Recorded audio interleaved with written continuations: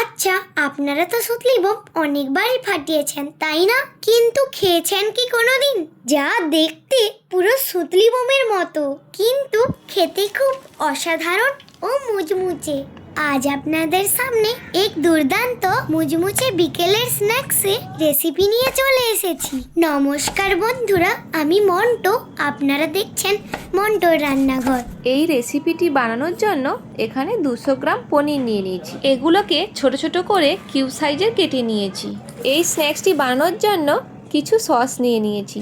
তার মধ্যে নিয়েছি 2 চা চামচ টমেটো সস, 1 চা চামচ রেড চিলি সস, 1 চা চামচ গ্রিন চিলি সস, আর নিয়েছি 1 চা চামচ কর্নফ্লাওয়ার ও 1 চা চামচ ময়দা। তারপর একটি চামচের সাহায্যে সবগুলো উপকরণ ভালো করে মিশিয়ে নেব।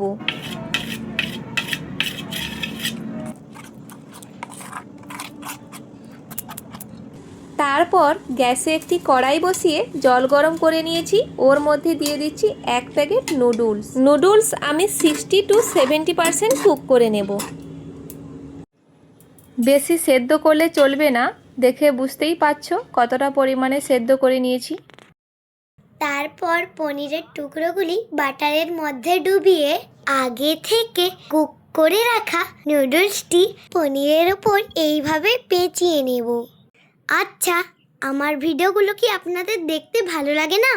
এই রকম নতুন নতুন রেসিপির ভিডিও দেখার জন্য অবশ্যই এই ছোট্ট বন্ধুর ভিডিওটিতে একটি লাইক করে চ্যানেলটিকে সাবস্ক্রাইব করে পাশে থাকুন।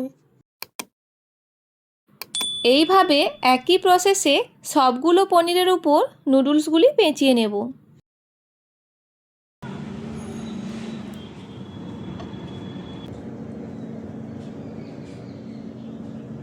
কি বন্ধুরা, ফাটাবেন নাকি?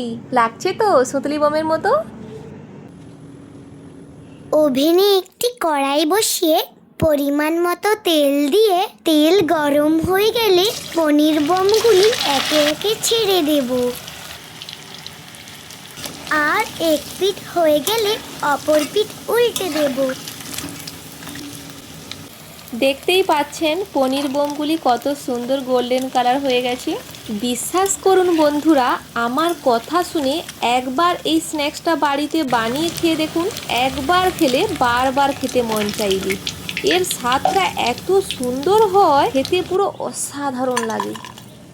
পনির বোমগুলো ভাজা হওয়ার পর একটি প্লেটে তুলে নেব। তারপর একটুখানি ম্যাগি মশলা ছড়িয়ে দাও উপর থেকে। তারপর টমেটো সস দিয়ে গরম গরম পরিবেশন করুন। ওমা, একটা সুতলি বোম দাও না, ফাটিয়ে দেখি কেমন আওয়াজ।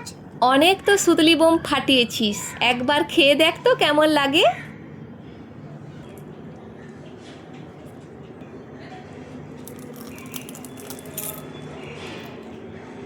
কি কেমন? ইয়াম্মি!